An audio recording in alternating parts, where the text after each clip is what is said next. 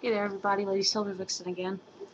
I'm going to read to you about the power within and a little bit on spells and charms, okay? This is just very generic, basic stuff. Um, for those of you who don't know, I'm reading from this book here, Buckland's Complete Book of Witchcraft, okay? I really enjoy this book, and I really enjoy Raymond Buckland's books in general, okay? So let me get started. The power within. There are many people who seem very obviously to have some sort of psychic power, for want of a better term.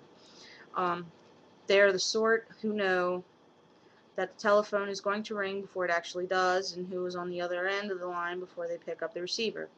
People like Uri Geller are able to demonstrate this power in more dramatic ways, by bending keys and teaspoons without physical contact. Others have visions or seem to be able to make things happen. Often these people have a peculiar affinity with animals. You may not be like this. You may well feel somewhat envious of such people, yet you should not feel that way, for the power that these people have, and it is a very real power, is inherent in all of us. To be sure, that power comes out quite naturally in some, but that does not mean that it cannot be brought out in others. The aura, which will be dealt with extensively in a later lesson, which I will be talking about later, is a visible manifestation of this power. Those able to see the aura, and you will become one of these, and I don't have to worry about that, I already am, can see it around everyone. Again, demonstrating that the power is within everyone. Witches have always had the power and used it. Most of them seem to have it naturally, but not all, by any means. For that reason, the witches have their own ways of drawing it out, ways that are especially effective. Um,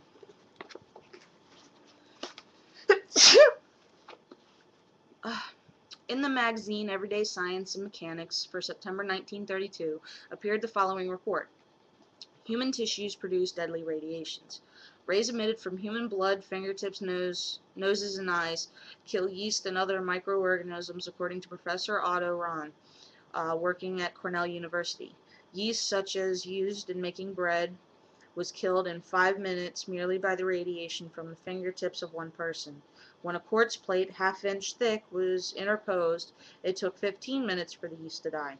In tests of fingers, it was found that the right hand was stronger than the left, even in left-handed persons. Professor Rahn continued his experiments and published results in Invisible Radiations of Organisms, Berlin, 1936.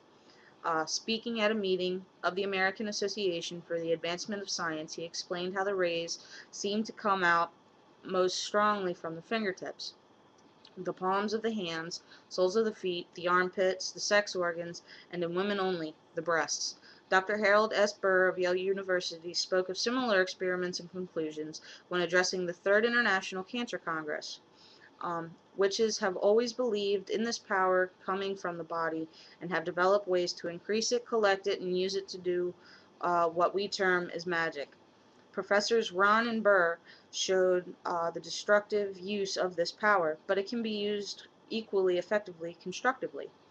Um, Here's a simple experiment you can try with a friend.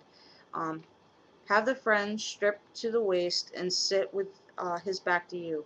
Now extend your hand with the palm down and fingers together, straight out to point at his or her back. Keep the tips of the fingers an inch or so away from the surface of the skin.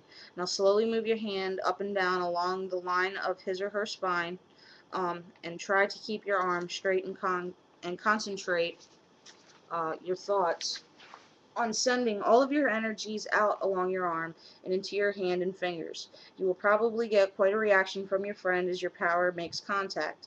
He or she might feel a strong tingling sensation, heat, or even what seems to feel like a cool breeze. He or she will feel something. I have tried this, guys. It does work. Um, Experiment. Try this with the left hand, with the fingers together at different distances from the back. See if the person knows where your hand is. Does he or she feel it moving up when it is moving up, down when moving down? You will find the intensity of the power varies dependent upon your physical health and also upon the time of the day and the day of the month. Keep records and note when it is the best time for you to generate energy. Okay, now, for those of you who want to try this, try it. Make a video recording of it, something. Let's show the world what we can do. Moving on, since I only have like 5 minutes left, I'm going to briefly touch on spells and charms. Spells and charms are the part of witchcraft most commonly used by the solitary witch. Spells are done by full covens, certainly, but there are very effective ones that can be done by the individual. The most important ingredients in the spell is emotion. You must want something to happen. You must want it with all your being, and through that desire, you will drive all of your power into the magic. This is the reason that it is far better to do magic for yourself than to ask someone else to do it for you. If you were doing a spell for another person, there is no way that you are going to put the same amount of emotional drive into it that they could. Spells and charms are not necessarily tied in with the religious side of witchcraft. To work a spell within the circle immediately following an esbat rite, esbat. Some people call it esbat, some call it a sabbat, whatever. You would most certainly be extraordinarily effective. Yet you can cast a simple circle and work your spell at any other time and still get results. What are the actual mechanics of casting a spell, of working magic? Let us leave that until you are somewhat better versed in the religious side. After all, witchcraft is a religion. Now, I have to disagree that witchcraft is a religion, but for the sake of time here, we are not going to debate that right now. And I will be doing a video on how to cast a circle. Hopefully, if I can find either my wand or my athame, I would like to actually be able to show you with those materials how to do so, and then how to do so without.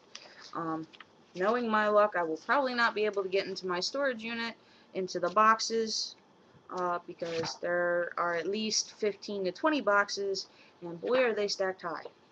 But anyway, in the meantime, go ahead and give the first exercise a shot. Keep in mind the information that I just told you about spells and how emotion is related, and post comments, make videos, do whatever you need to do. Okay, you will not be ignored, and I take pride in anybody who feels like they should stand up for themselves and post something. Okay, if I can inspire you to do so, just imagine what your own inspiration can do for you.